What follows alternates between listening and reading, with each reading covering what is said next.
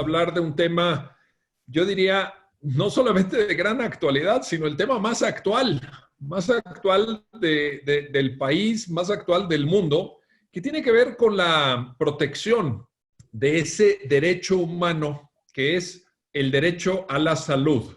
El derecho a la salud y una ulterior, digamos, manifestación jurídica de este derecho a la salud que tiene que ver con la malpraxis médica y con la responsabilidad que de ahí deriva justamente para el personal médico que debe de proveer en cuanto a los recursos humanos, asistenciales, logísticos, estructurales en términos de hospitales, etcétera, debe de proveer lo suficiente para este servicio de atención a la salud. Y para platicar de este tema, para entender los vericuetos, las dificultades, no es sencillo, por supuesto, se dice rápido, pero ya en la práctica, pues no es sencillo asegurar la protección de la salud y también determinar las responsabilidades por malpraxis.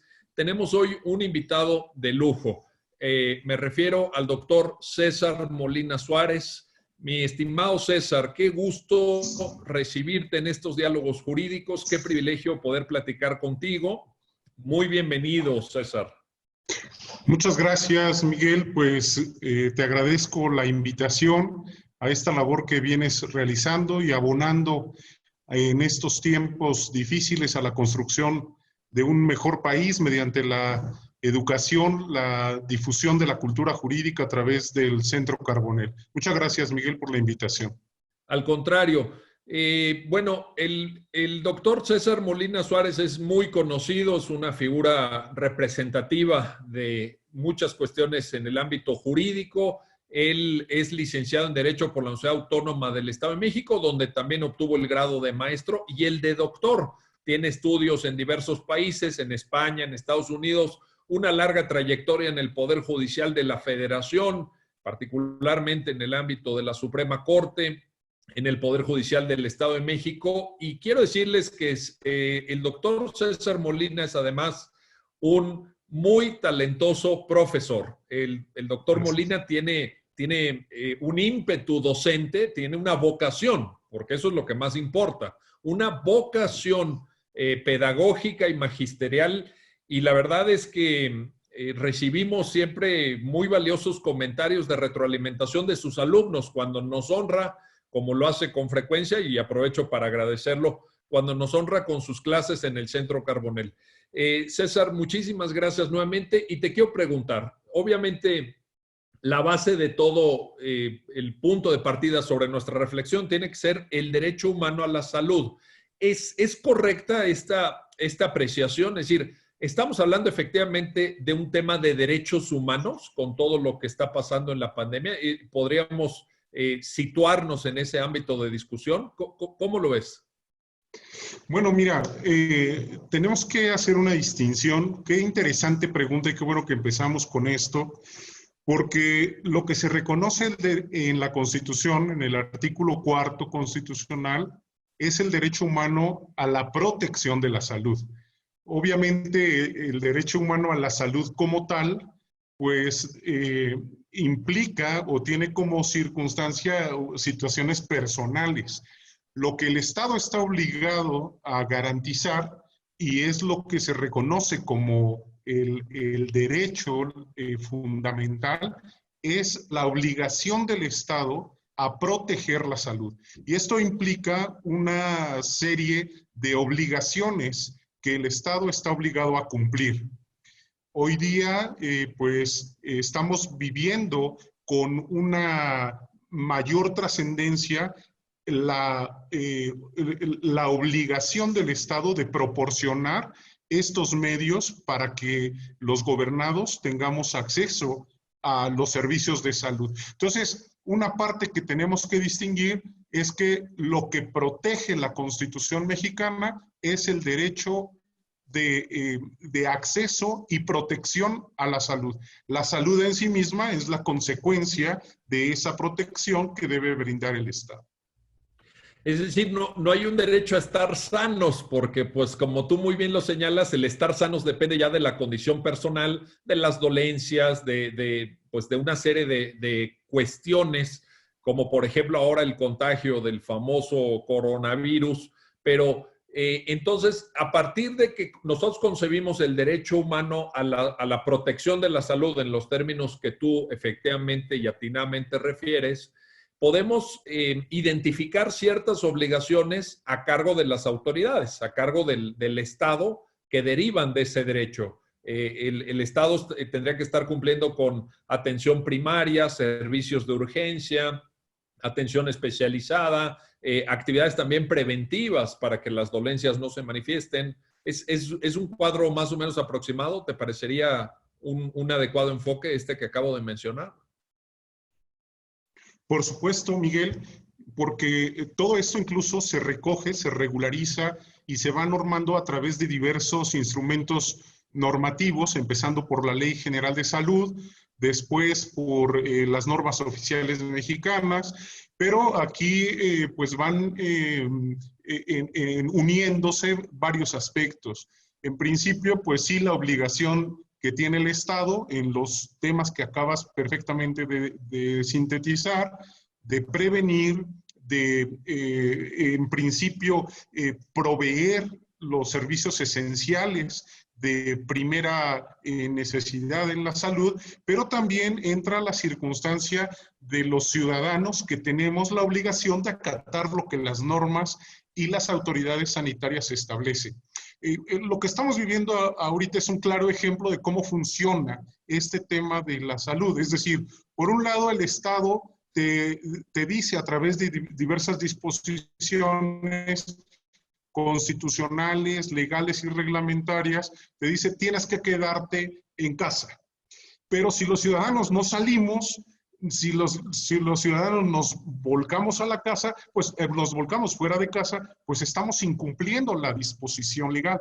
¿Qué pasa entonces cuando el Estado le dice al ciudadano, quédate en casa, el ciudadano sale y se contagia? ¿Quién tiene la obligación de proveer esos servicios de salud, de prestación de servicios de salud, si el Estado está cumpliendo de alguna manera con la parte que le corresponde? Entonces, este binomio es el que tenemos que ir analizando jurídicamente para saber hasta dónde llega la responsabilidad del Estado y hasta dónde llega la responsabilidad de los ciudadanos.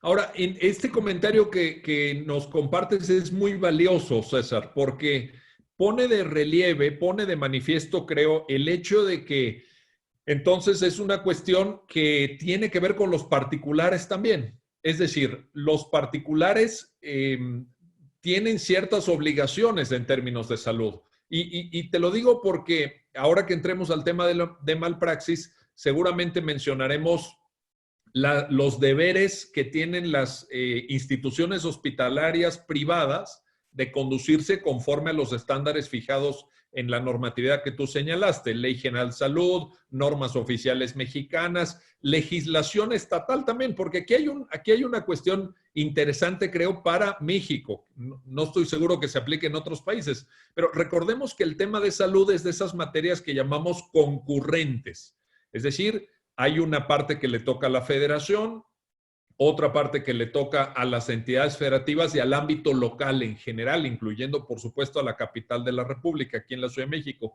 Entonces, podemos hablar, si estás de acuerdo, César, y te pregunto ahí por tu punto de vista, por tu opinión, de una dimensión que tiene que ver con los efectos horizontales del derecho a la salud como derecho humano. Es decir, cómo se proyecta esto en relación a los particulares. Pues sí, mira, en principio porque la protección que establece la Constitución de protección a la salud, pues va enfocada a los gobernados. Tenemos muchos antecedentes, muchos precedentes que hemos incluso abordado en análisis profundo en otras oportunidades en el Centro Carbonell, en donde el gobernado hace oponible a través de diversos instrumentos jurídicos, como el juicio de amparo, el juicio administrativo, etcétera, hace oponible al Estado ese derecho que deriva de la Constitución. Entonces, es un vínculo indisoluble el derecho de protección a la salud con la actuación del ciudadano. De ahí, incluso, deriva la responsabilidad. Es decir, no todo le corresponde al médico porque también tiene que ver a la actuación del gobernado. Si habláramos de, por ejemplo, de las instituciones públicas que prestan servicios de salud, el IMSS, el ISSSTE, pues el médico le prescribe un tratamiento al paciente, al gobernado que está haciendo uso de ese derecho, pero si el gobernado no se toma las pastillas, si el gobernado no se pone la inyección, si el gobernado no sigue el procedimiento, pues la responsabilidad del médico y en consecuencia del Estado que presta a través del médico el servicio de salud, pues desde luego que no va a incurrir en tal, sino que deriva de la propia actuación del gobernado. Sin duda. Oye, a ver, vamos a entrar al tema ya de la responsabilidad médica, de la malpraxis. ¿Cómo saber? Porque evidentemente la medicina es una ciencia que tiene un grado tiene un cierto carácter aleatorio, es decir, nadie puede tener garantizado que por acudir ante un profesional de la medicina, ante una unidad hospitalaria, del nivel que sea, pues va a recuperar 100% su salud. Eso nadie lo puede tener garantizado. Hay una serie de variables muy importantes, pero ¿con qué medir la responsabilidad? Por ejemplo, hay un concepto que tú manejas muy bien y sé que lo explicas muy bien en las clases que nos compartes, en el cual, por ejemplo, mencionas la llamada lex artis ad hoc, es decir, una serie de protocolos, una serie de procedimientos que son de observancia dentro del saber médico, dentro de la ciencia médica. Ahí podríamos tener un primer elemento, una primera base, César. Sí, mira, qué bueno que estos temas los podemos dialogar, Miguel, porque una de las hipótesis que yo destaco en estos cursos, principalmente en el Centro Carbonell, es en el sentido de que muchas veces los médicos olvidan que se rigen por una serie de normas jurídicas. Y parte de estas normas jurídicas es la lex artis y la lex artis ad hoc, pero no es cualquier mecanismo o no es cualquier avance científico o no es cualquier publicación la que constituye esta lex artis. En el caso de nuestro país, la que vale para efectos de un juicio, de un procedimiento, de una responsabilidad médica, pues es la que deriva del conocimiento científico a través de revistas, de bibliografías especializadas, es la que se establece a través del reconocimiento que tiene la Comisión Nacional, la CONAMED, que es la que establece cuáles son los procedimientos adecuados, y de ahí vamos agregando la jurisprudencia, que es muy importante, la jurisprudencia que determina incluso temas muy específicos de cuándo se establece responsabilidad para un médico. Y pareciera que estaban divorciados la jurisprudencia y el arte médico o la lex artis médica, y vemos que en nuestro país cada vez van juntándose más, porque lo que describe la jurisprudencia es una obligación del médico, que constituye todo ese bagaje jurídico que el médico debe aplicar a su quehacer cotidiano como especialista que es. Y pues desde luego, si no conoce el bagaje jurídico que le obliga, pues el riesgo de incurrir en una responsabilidad es mayor. Oye, y en este sentido, cuando hablamos del lex artis o del lex artis ad hoc, hablamos de protocolos médicos y en ese momento podemos hablar en esta diferenciación clásica del derecho de obligaciones de cuando se distingue entre obligaciones de medios y obligaciones de resultados. Es decir, evidentemente la medicina no puede garantizar un determinado resultado porque, como muy bien apuntabas al inicio, depende de las condiciones específicas de cada paciente, del grado de afectación que tenga su organismo, etcétera. Pero sí es exigible para el médico que se conduzca conforme a esos protocolos, ¿no? Estaríamos ante una obligación de medios. Tiene que observar esos protocolos. ¿Es correcto, César? Sí, Miguel, mira, el marco jurídico que constituye la Lex Artis ad hoc, podemos nosotros afirmar que en este país se integra por la Constitución, la Ley General de Salud, la Ley Federal del Trabajo, muy importante por el tema de los daños físicos que pueden ocasionarse, el Código Civil, que puede ser el Código Civil de la Ciudad de México o los códigos civiles locales, las normas oficiales mexicanas. Hay normas, Miguel, hasta para lavarse las manos. O sea, normas que regulan cómo los médicos deben lavarse las manos. Después vienen los criterios de jurisprudencia, como decía yo.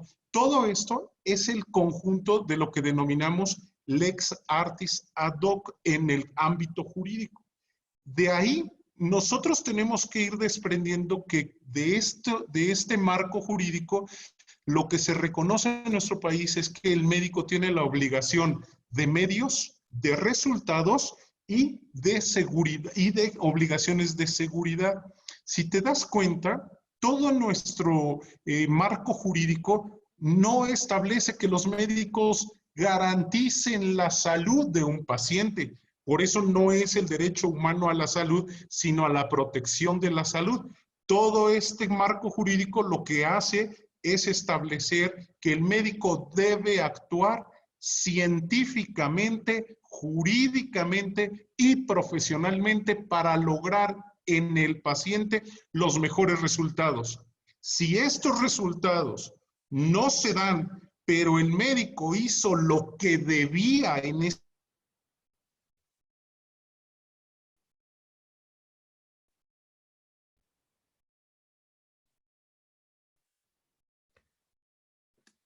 Se nos fue un poco la señal del doctor Molina. Ya saben que estos medios tecnológicos a veces no tienen palabra, ¿verdad? No funcionan bien.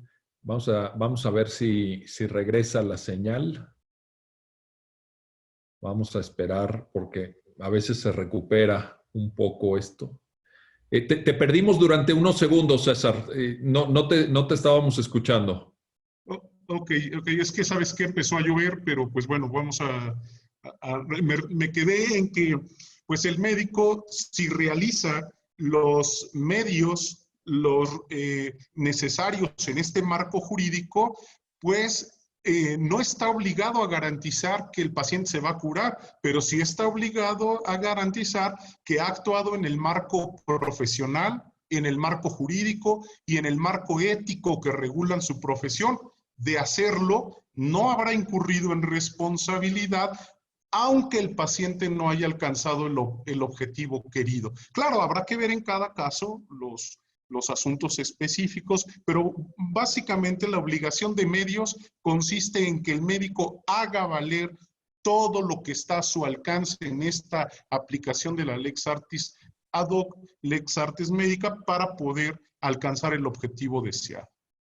Oye, a ver, ¿y qué sucede cuando se aparta de ese marco jurídico? ¿Qué sucede cuando esa Lex Artis no es observada, cuando no se conducen de acuerdo con esa normatividad? Que, por cierto, debo apuntar, y tú como experto lo conoces a detalle, evidentemente, pero es un marco jurídico que tiene un grado alto de complejidad. O sea, también aquí tenemos que ser muy responsables y decir que no está fácil, no solamente la tarea propiamente médica, sino que el personal que trabaja en el ámbito de la medicina, pues esté atento a todas estas disposiciones. Porque, por ejemplo, tú citabas el caso de la norma oficial mexicana sobre el lavado de manos, pero NOMS en materia de salud y en materia de medicina hay, bueno, una buena cantidad. Entonces, también aquí, pues, estamos ante un terreno que incluso para un abogado, incluso para un profesional del derecho es difícil a veces saber todo esto. Yo, por ejemplo, pues ya escuchando a expertos como tú, César, me enteré que hay tesis de jurisprudencia sobre temas tan específicos como uso de anestesia. Es decir, la anestesia, que sin duda alguna es un elemento terapéutico de enorme relevancia en el presente, que es algo con lo cual los médicos pues trabajan todos los días, pero que es una sustancia peligrosa si se maneja mal. Es decir, la pura anestesia puede generar daños a la salud justamente. Y esto ha llegado a tribunales y los tribunales han fijado una serie de estándares, una serie de elementos para el correcto uso de la anestesia. Pero yo te quiero hacer esta pregunta. Entonces, tenemos esta Lex Artis y la Lex Artis ad hoc, tenemos todo un conjunto de normas que son los que tú mencionabas. ¿Qué sucede cuando se apartan de esas normas? ¿Viene la responsabilidad, la malpraxis, la negligencia médica, César? Sí, mira, pues en el ámbito médico, eh, los médicos son parte esencial de la vida de todos nosotros, pero su responsabilidad en ese sentido, pues también es mayor. Si se aparta de estos protocolos, puede llegar a incurrir en responsabilidad penal, en responsabilidad civil, si es servidor público, en responsabilidad administrativa, y por ahí tenemos ya algunos criterios en jurisprudencia que, bueno, pues la responsabilidad en estos tres ámbitos que he mencionado, al menos, pues puede darse de manera conjunta, es decir, que con un solo acto, con una sola negligencia, con una sola omisión, el médico puede estar incurriendo en responsabilidad penal, civil y administrativa al mismo tiempo. Y a eso le agregamos, pues, la jurisprudencia también de nuestro alto tribunal, en donde establece que también pudiera haber responsabilidad patrimonial del Estado, es decir, responsabilidad objetiva. De modo que una actuación de un médico en un servicio público de salud, pues puede llegar a incurrir en estas cuatro: responsabilidad patrimonial, civil, penal y administrativa propiamente. Entonces, si vemos el ámbito de protección, pero también de obligaciones a cargo de los facultativos, pues es muy grande. ¿Por qué se justifica esto? Pues porque lo que está en juego es un bien jurídico muy grande, que es el de protección o acceso a la salud, por supuesto. Oye, bueno, y otra cosa que lo digo mucho, perdón, Miguel. No, qué bueno que lo dices. Esta importancia, porque fíjate, voy a aprovechar este comentario, César, que formulas, que me parece absolutamente atinado, para destacar cómo en este ámbito de la pandemia, pues nos hemos visto obligados a recordar algo tan obvio como la importancia de la salud, del cuidado de la salud, cómo hay veces que lo das por hecho, ¿no? Es como dicen, bueno, nadie se preocupa por la calidad del aire que respira hasta que falta. Y ahí cuando falta el aire ya te empiezas y dices, ah, caray, ya no estoy respirando bien, ¿verdad? Y creo que nos pasó un poco con esto. Ahora, en esta dimensión que tú planteas, César, de estos cuatro niveles de responsabilidad civil, administrativa, penal y patrimonial del Estado, que pueden derivar de malpraxis médica, de negligencia, etcétera. ¿Cuáles serían los elementos? Empecemos por lo más básico, quizá de la responsabilidad civil. Podemos tomar la teoría tradicional, histórica, pues que todos aprendimos seguramente en la escuela, en la carrera, de la teoría francesa de la responsabilidad civil, con la determinación de actos, omisiones, la determinación de el tipo de daño causado, la determinación del vínculo entre uno y otro. ¿Podemos partir de esa base, César, desde tu punto de vista? Desde luego, mira, en el ámbito civil debemos de tomar en cuenta que para que se dé la responsabilidad en el facultativo, en los médicos, pues hay dos conceptos fundamentales, que es el daño y el perjuicio, el incumplimiento de obligaciones. Esto significa que debemos acudir a saber cuáles son las obligaciones del médico, y tú las acabas de definir hace un momento perfectamente: las obligaciones de medios y las obligaciones de resultados, además de las obligaciones de seguridad. De tal suerte que estos dos conceptos, daño y perjuicio, nos van a ayudar a saber hasta dónde llegó la responsabilidad del médico. Recordemos que en el ámbito civil, la relación médico-paciente se da básicamente bajo dos aspectos. Bajo relaciones contractuales o bajo relaciones extracontractuales. Esto es muy importante porque nos va a servir para determinar cargas de la prueba, base de la acción durante un procedimiento determinado. Pero ¿qué crees, Miguel? Que desafortunadamente en este país casi todas las relaciones médico-paciente en el ámbito privado se dan de manera extracontractual. Incluso en temas muy delicados como para realizar una intervención quirúrgica, muy pocas veces, esto lo digo mucho en el curso que doy ahí en el Centro Carbonell, porque tengo muchos abogados que patrocinan a médicos y les digo que muy pocas veces el médico se preocupa porque el paciente o el representante del paciente o el tutor del paciente, según sea el caso, pues firme un contrato de prestación de servicios profesionales. Muchas veces los médicos en este ámbito particular que regula el derecho civil, pues muchas veces el médico no sabe cómo celebrar un contrato de prestación de servicios, cuáles son sus obligaciones, no tiene ni siquiera a veces un formato. Y siempre digo esto, ¿no? Un abogado siempre necesita un médico, pero un médico también necesita un abogado. Entonces, más o menos en estos conceptos, pues podríamos ir formando lo que sería la responsabilidad en el ámbito civil. Oye, qué buena frase esa de que pues nos necesitamos recíprocamente. A ver, vámonos a esta parte que tú mencionabas, César, bueno, obviamente hay varios elementos que me llaman mucho la atención en este comentario último que haces, pero déjame empezar por una parte.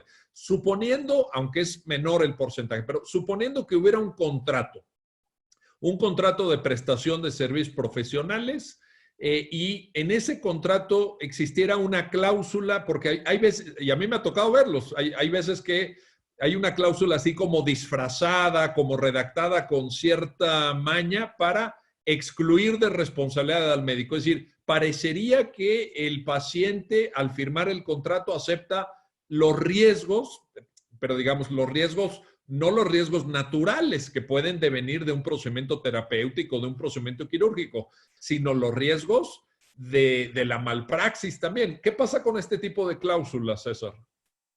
Mira, pues como en cualquier contrato, si la cláusula está viciada o tiene alguna circunstancia que la lleve a ser nula, por más que la voluntad de las partes sea la ley máxima de los contratos, pues tendrá que declararse nula. Y ahí entra lo que tú acertadamente decías hace un momento.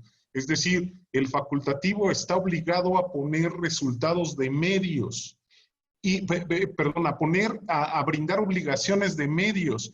Y en algunos casos, como las cirugías estéticas, por ejemplo, pues las obligaciones de resultados.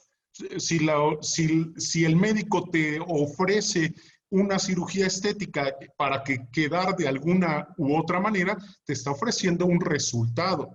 Pero si en el contrato está poniendo una cláusula o se está poniendo una cláusula donde te dicen que el paciente deja de responsabilizar al médico, pues el médico va a poder hacer lo que quiera pensando que no va a incurrir en responsabilidad, lo cual es absolutamente ilegal y además podría llevar a estas nulidades. Pero no solamente eso, Miguel, sino que pudiera incluso bajo estas vertientes el médico incurrir en algún delito que lo pudiera involucrar y llevar a la cárcel. Y su argumento de decir, es que yo tengo un contrato donde me excluyen de responsabilidad, pues tendríamos que ver hasta dónde ese contrato le resulta útil o no para eximirlo de la responsabilidad civil, pero también de la penal. Oye, en esto que mencionas de la cirugía estética, o digamos, cirugía estética en sentido amplio, recuerdo ahorita que leí hace unas semanas una sentencia de la sala primera del Tribunal Supremo de España, que si mal no recuerdo es la sala que ve los temas de responsabilidad civil, justamente sobre un aspecto que empata con lo que tú dices. Fíjate, se trataba de un señor que va con un médico y se practica una vasectomía. Le pide, oye, un procedimiento quirúrgico de vasectomía. El médico no le informa con posterioridad al procedimiento de las precauciones que tiene que tomar y sale su esposa embarazada. Fíjate, sale la esposa embarazada, da a luz la esposa y el médico, César, fíjate, el médico demanda, el señor sujeto de la operación demanda al médico porque dice, oye, tú me operaste de vasectomía, yo esperé un resultado. ¿Cuál es? El resultado de que, pues evidentemente ya no iba a poder embarazar a mi señora. Y resulta que sí, y aquí están los niños, incluso presentó en el procedimiento judicial las actas de nacimiento de los niños, fíjate.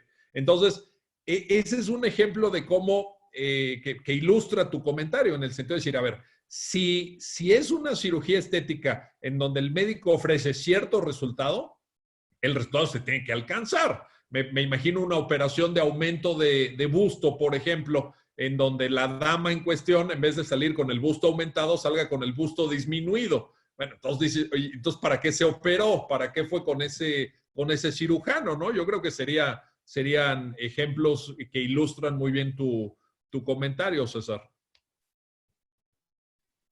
Sí, Miguel, pero además fíjate, en este tema que resalta se ha dado y se ha dado con mayor frecuencia que podemos imaginar en nuestro país también. Pero el tema aquí es que de aquí debemos reflexionar en la importancia que tiene la celebración de un contrato y la información que el médico le da al paciente sobre no solo la cirugía, sino lo que posteriormente puede darse. En el caso de la vasectomía, por ejemplo, es científicamente probado que puede suceder que los conductos que se cortaron puedan volver naturalmente a unirse después de determinado tiempo.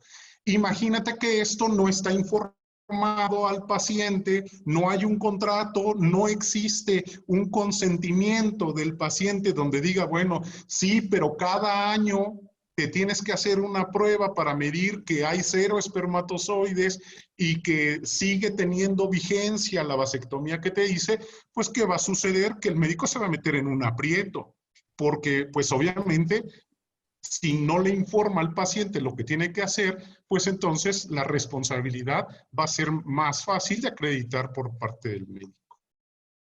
Oye, y ahora que tocas este tema, esto es algo central que ha ocupado a muchos tribunales alrededor del mundo, también a nuestra Suprema Corte, y que está regulado en la Ley de Salud, en normas oficiales mexicanas, el consentimiento informado. Porque naturalmente cuando uno acude ante un profesional de la medicina, cuando uno pues tiene que practicarse, incluso imaginemos en el peor caso, pues una cirugía, hay un ámbito de incertidumbre. Es decir, pues si tú no eres médico, no sabes exactamente qué te van a hacer, cuál va a ser el proceso de recuperación, cuál es el porcentaje de riesgo o de incluso de fallecimiento, porque también hay un porcentaje de posibilidades de que no la libres en una atención quirúrgica, por ejemplo. Entonces, ¿qué papel juega? Bueno, primero, ¿qué es? Y luego, ¿qué papel juega en todo esto que estamos hablando de la malpraxis médica? El consentimiento informado que mencionabas, eso. Bueno, mira, en términos muy generales, sin el propósito de abundar tanto, pues el consentimiento informado consiste en la obligación que tiene el médico de hacerle saber al paciente los procedimientos, bueno, primero el padecimiento, los procedimientos y la posibilidad de resultados respecto de la enfermedad o la iatrogenia que está presentando. Esto significa que, bueno, pues tendrá la obligación el médico de explicarle, dice la Ley General de Salud, detalladamente cuál es el padecimiento que tiene, pero además también la Ley General de Salud establece que con un lenguaje apropiado. ¿Por qué? Porque el lenguaje de los médicos es muy técnico, ¿no? Entonces, pues no todos entendemos lo que dice. Entonces, explicarle lo más detalladamente posible con un lenguaje que resulte de fácil comprensión, de qué se trata el padecimiento, cuál es el procedimiento que le van a llevar a cabo, y cuál es la posibilidad de obtener un resultado exitoso o no. Ojo, porque no en todos los casos se puede dar un consentimiento informado porque simplemente es imposible realizarlo, y es cuando entra el médico con toda su responsabilidad a poner todo su conocimiento. Me refiero, por ejemplo, a que el consentimiento informado está pensado en una cirugía programada, donde el paciente pues sabe que tiene, y hay posibilidades de que mañana pasado, dentro de un mes, etcétera, se pueda dar la intervención, la invasión, como dicen los médicos, al cuerpo, y bueno, pues el médico le informa y le dice. Pero también hay otros casos en donde son de extrema urgencia. El paciente llegó accidentado, traumatizado, etcétera, y el médico pues tiene que actuar inmediatamente, y en lo último que piensa pues es en el consentimiento informado. Entonces, en esos aspectos entra ese bagaje de conocimientos y de normatividad que el médico debe de conocer como profesional que es, para poder combinar tanto su conocimiento profesional y científico como el cumplimiento de las normas para que no se salga de ellas.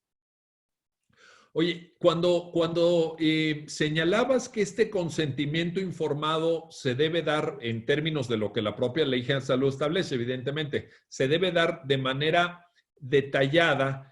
Me acordé de una sentencia de nuestra Suprema Corte en la cual le reprochan en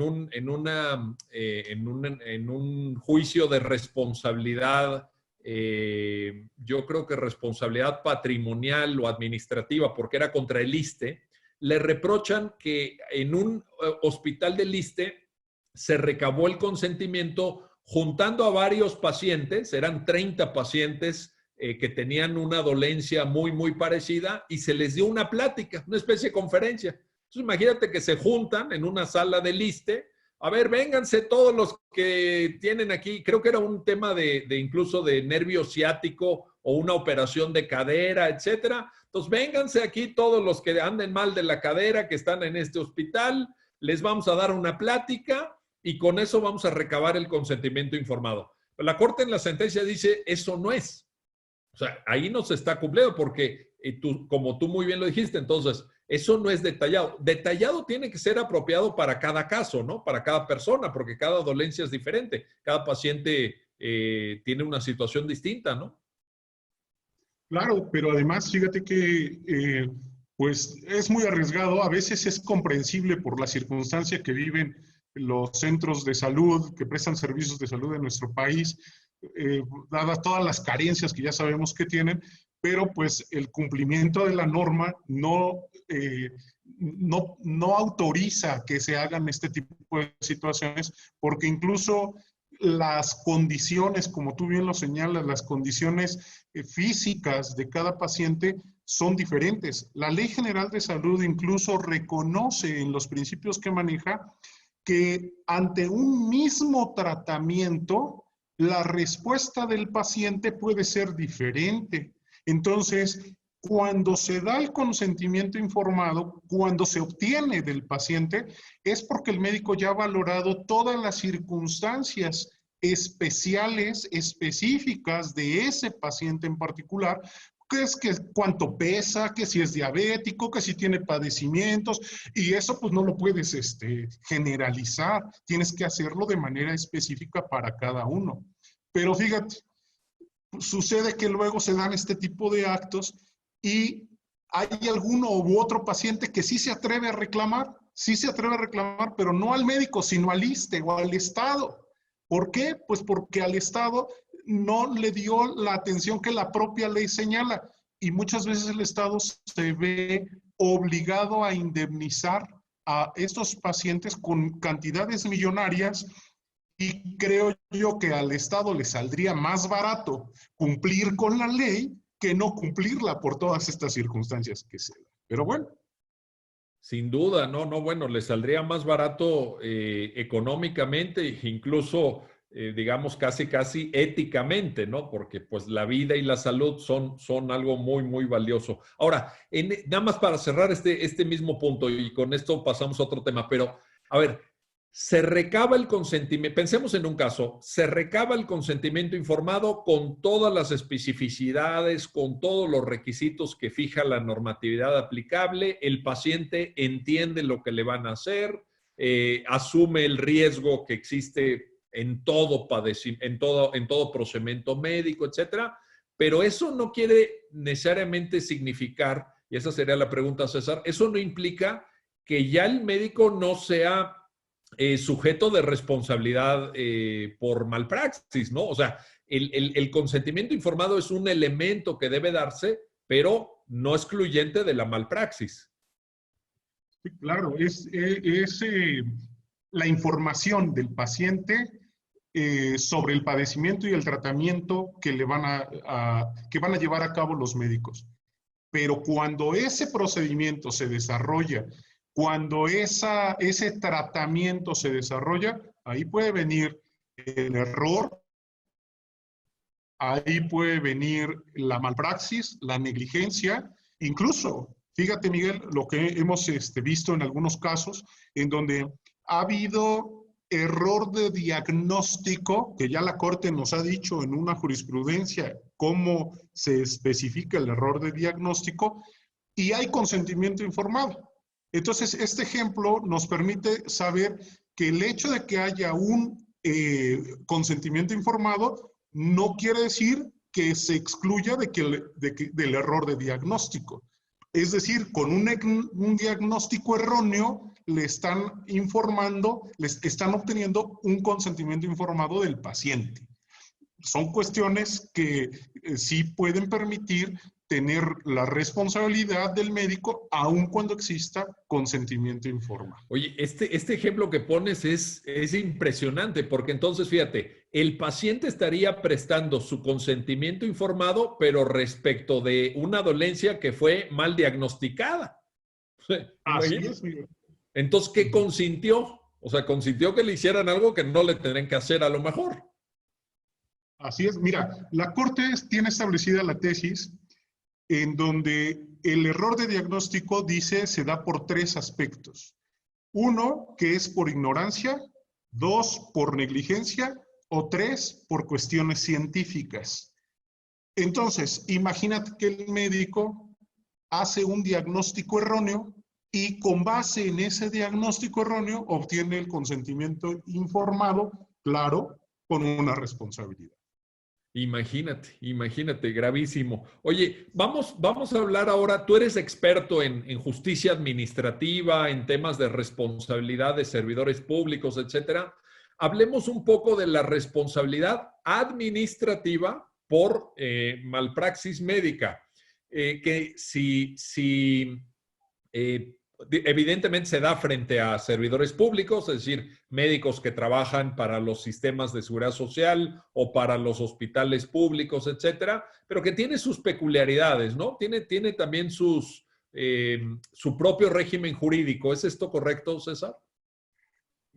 Sí, y con mayor amplitud. Yo quisiera, antes de contestar este tema, Miguel, hacer una precisión. Fíjate que en el ámbito administrativo, muchas veces solo nos enfocamos a la responsabilidad de los médicos, pero en realidad en el ámbito administrativo es mucho más grande. En el Centro Carbonell hemos tenido como alumnos a directores de hospitales, hemos tenido como alumnos a encargados de compras, es decir, los que compran los insumos médicos o la maquinaria médica. Hemos tenido como alumnos a quienes operan los servicios materiales y o humanos de un hospital, y a ellos también tenemos que referirnos cuando hablamos de responsabilidad en el ámbito médico en la materia administrativa. Como ves, el mundo es muy grande. Por ejemplo, me acuerdo mucho de un director de recursos materiales de un hospital público, por supuesto, en donde se apaga, se va la luz y está el médico operando, realizando la intervención quirúrgica, una cirugía, y la planta de luz no entra, no funciona porque no tenía gasolina y el paciente se murió. Entonces, tuvimos ahí que definir en dónde iba a recaer la responsabilidad. Si en el médico que estaba realizando la cirugía o si en el encargado de que la maquinaria del quirófano, como era la planta de luz, funcionara correctamente. Entonces, en materia administrativa, el ámbito es todavía más grande. Pero si hablamos de malpraxis, pues la relación médico-paciente en el ámbito administrativo, ahí sí solamente como los médicos, pues tenemos que hablar de que en este caso el médico es también un servidor público. Y entonces no solamente se pone la bata de médico, sino también va y se pone la bata de servidor público. Digamos que trabaja con dos batas al mismo tiempo, con la de servidor público y con la de médico. Y entonces, el bagaje jurídico que le rige el marco normativo es todavía mayor. ¿Por qué razón? Pues porque en principio le rige el capítulo 4 de la Constitución Federal y de ahí la Ley General de Responsabilidades, en donde un elemento muy importante es que uno de los principios que regulan el servicio público, según el artículo 108 de la Constitución, es el de profesionalismo. Bajo esta vertiente, el médico debe actuar con el profesionalismo que le exige no solo su profesión de médico, sino el servicio público. Y ahí hemos visto una gran cantidad de responsabilidades. Que bueno, hemos abordado muchas en los cursos que damos en el Centro Carbonell, pero yo quisiera destacar una muy importante cuando se falta al profesionalismo en el servicio público y el médico servidor público incurre en responsabilidad, que también da lugar a la responsabilidad del Estado. Es decir, el médico lleva consigo también la responsabilidad del Estado. Y si esa responsabilidad solidaria del Estado se concreta, pues el Estado está obligado a indemnizar a los pacientes que son también en muchos casos servidores públicos, y esas indemnizaciones, de acuerdo con nuestros tribunales, pues no son poca monta. Es decir, en el año pasado llegó a condenar a una institución pública a una indemnización de más de 20 millones de pesos. Entonces, no es nada más que el médico ya no lo haga. Así es. 20 millones de pesos, impresionante. Así es. Oye, y en esto, César, a ver, por ejemplo, pensando en responsabilidad patrimonial, que sería una vertiente adicional o vinculada con responsabilidad administrativa, etcétera, ¿podríamos diferenciar para efectos? Estoy pensando en un abogado que te está escuchando en este momento, que probablemente tenga que hacerse cargo de una defensa de una persona víctima o presunta víctima de malpraxis médica. ¿Puede enderezarse una acción judicial, por un lado, para exigir esta responsabilidad administrativa en cuanto al desempeño propiamente del médico servidor público, y por otra parte, demandar también a la institución hospitalaria como tal? Es decir, hay una vertiente de responsabilidad ya no individual de los profesionales de la medicina, sino de la propia institución hospitalaria? Sí, claro. Y cuando hablamos de la institución hospitalaria, estamos hablando del Estado. Para que se pueda reclamar una responsabilidad patrimonial, pues es indispensable que el servicio de salud, de prestación de servicios de salud, se haya dado en instituciones públicas. La Secretaría de Salud, el ISSSTE, el IMSS, etcétera, a través de sus diferentes vertientes. ¿Por qué? Porque es el Estado el que está prestando el servicio. Si no fuera así, pues caería en el ámbito privado y en el ámbito civil. Pero eso no excluye de que el servidor público, el médico específicamente, al médico se le pueda cobrar lo que el Estado le pague.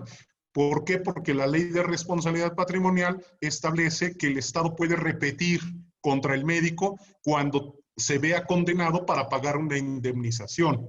Ahora, aquí es muy importante determinar que uno de los requisitos para que proceda la responsabilidad patrimonial, pues es que se acredite la actividad administrativa irregular. Esta actividad administrativa irregular, pues necesariamente, tratándose de malpraxis, tendría que darse a partir de la actuación de un médico. Y entonces entra este binomio con el derecho penal. ¿Por qué? Porque el médico puede dar lugar a que le cobren al Estado una responsabilidad patrimonial, pero no lo excluye de que haya incurrido también en un delito de lesiones, de homicidio, etcétera, de los que señala el Código Penal, que también es otro ámbito en el que, pues bueno, los médicos tienen una importante regulación criminal en el Estado mexicano. Sin duda alguna.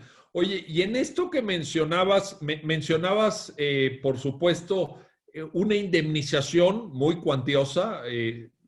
Pusiste la cifra de los 20 millones. Es impresionante este ejemplo que tú mencionas, pero ¿qué otras reparaciones en el marco de la experiencia práctica que tú has tenido, tanto como juzgador, como lo que has podido estudiar en tu vertiente académica, en tu vertiente docente, César?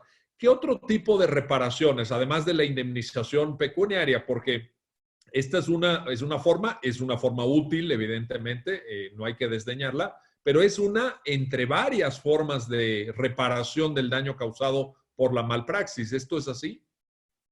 Sí, oye, voy a hacer un paréntesis, Miguel, porque estas preguntas me las hacen mucho en el Centro Carbonell, abogados que o quieren demandar a un médico o que están defendiendo a un médico. Les digo, bueno, pues ya pagaron el curso, porque con las respuestas tienen muchos tips ahí, ¿no? Entonces, bueno, mira, otro tipo de reparaciones. Voy a retomar el tema porque me viene a la mente de lo que decías de la cirugía estética, del aumento de busto, ¿no? La paciente se hace la cirugía estética, no queda conforme a los resultados prometidos y la reparación del daño no solamente consistió en pagar por parte del médico una cantidad, sino en sufragar los gastos que al paciente le originara, pues reparar lo que el médico anterior había realizado. Entonces, si bien todo termina en un tema económico, pues lo cierto es que también hay posibilidades de otro tipo de reparaciones como esta que te comento. Sin contar con que hay otros casos en donde ha habido negligencias o malpraxis, donde no solamente el Estado aporta dinero, sino también, por ejemplo, tuvimos algún caso de cambio de niños, ¿no? En un hospital donde con negligencia se entregaron bebés a papás diferentes.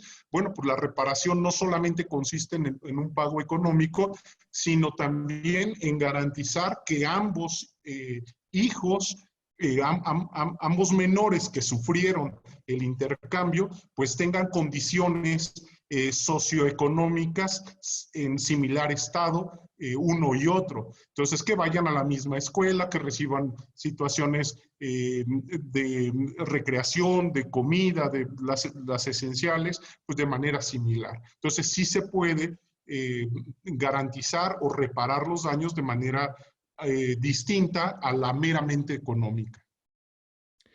Oye, César, nos quedan ya muy pocos minutos, pero no quería yo despedir esta sesión y agradeciéndote obviamente la participación sin hacerte esta pregunta.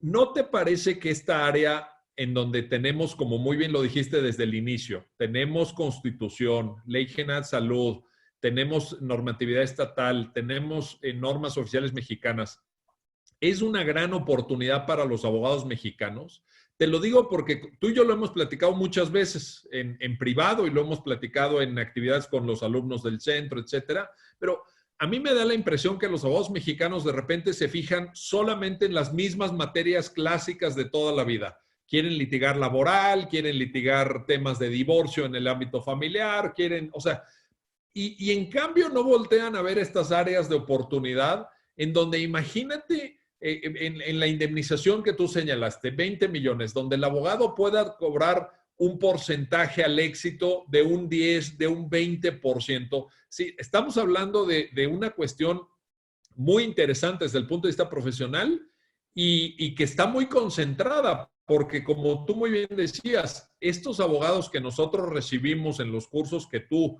y otros maestros, por supuesto, dan en el centro, pues no son demasiados. Es decir, tampoco estamos hablando de miles de personas que litiguen temas de negligencia médica, que vayan a CONAMED, por ejemplo, porque hay un procedimiento administrativo, o los procedimientos de queja ante el IMSS, ante el ISSSTE, y están ahí. O sea, imagínate, incluso en este contexto de pandemia, que infortunadamente lleva a atención médica no de la calidad, no del nivel óptimo que uno desearía, y que dan lugar a responsabilidad y no lo están viendo algunos de nuestros colegas. ¿No lo ves como una oportunidad también para el desarrollo profesional de los abogados? No, hombre, mira, por supuesto.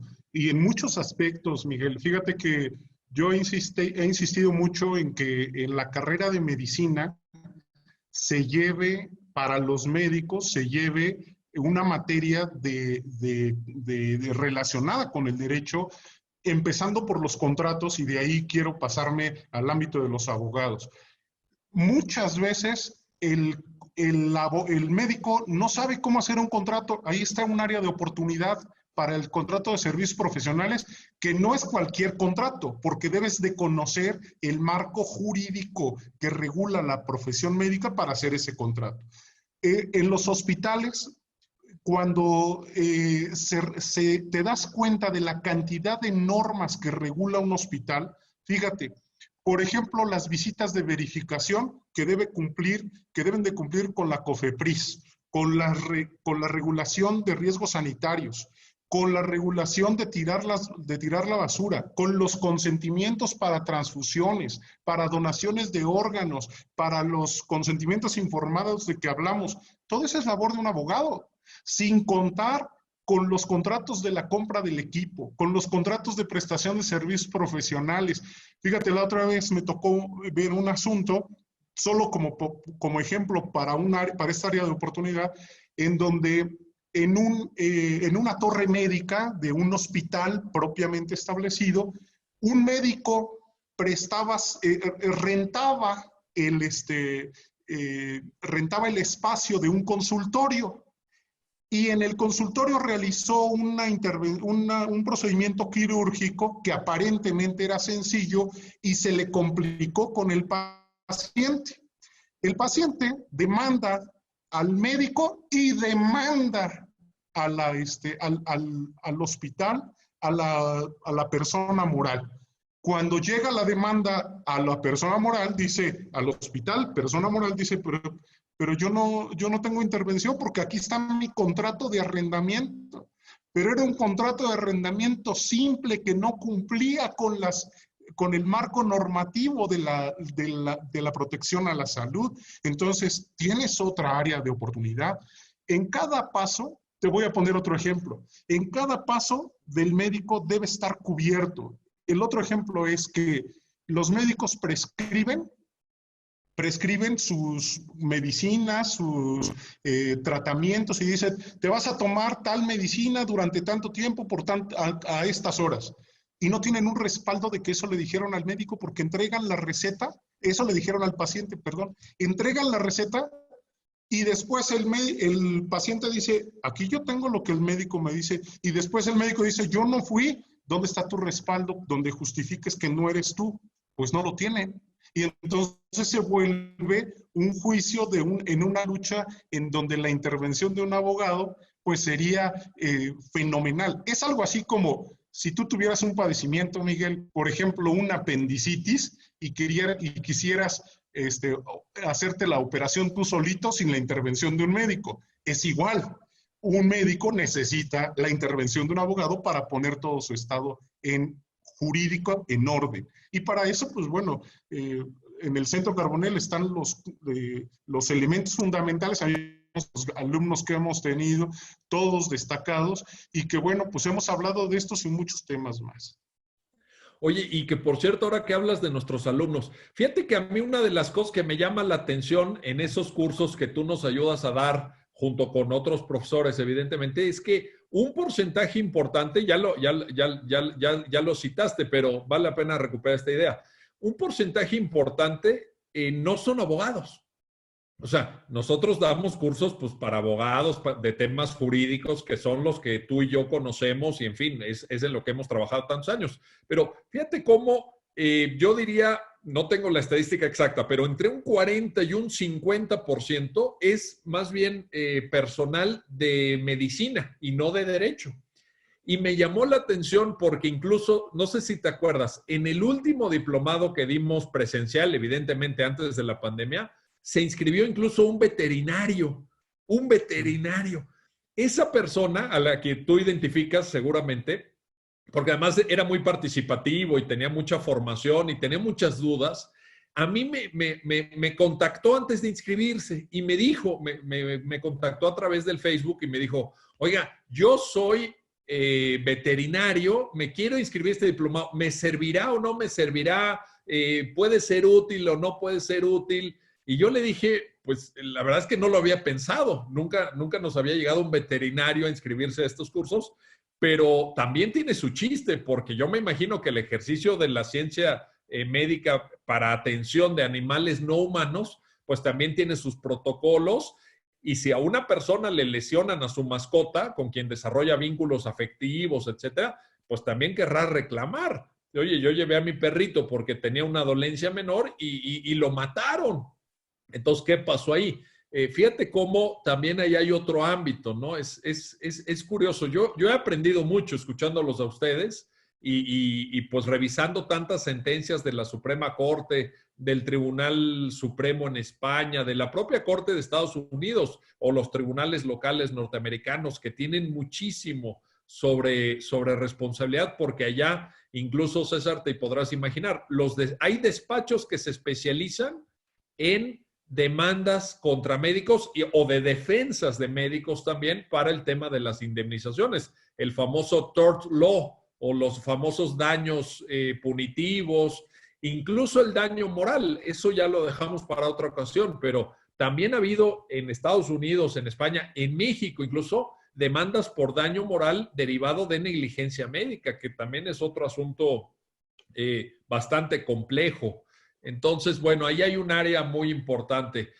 Hemos llegado al final. César Molina Suárez, qué privilegio, qué gusto, qué aprendizaje ha sido platicar contigo sobre estos temas. Nos quedaron algunos en el tintero, como es natural, porque en una hora, pues todo esto nos puede agotar, pero yo de verdad te agradezco tu tiempo, te agradezco tu generosidad y que nos hayas compartido, e incluso estos ejemplos que pusiste, porque varios me dejaron pensando.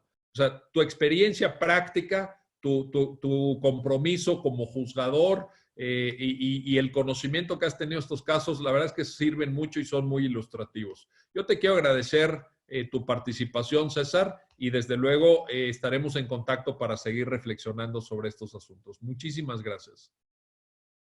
Gracias a ti, Miguel. Buenas noches y saludos a todos. Igualmente para ustedes que nos siguen en estos diálogos jurídicos, a través de las redes sociales. Gracias por su atención, gracias por su tiempo. Muy buenas noches a todas y a todos. Hasta luego.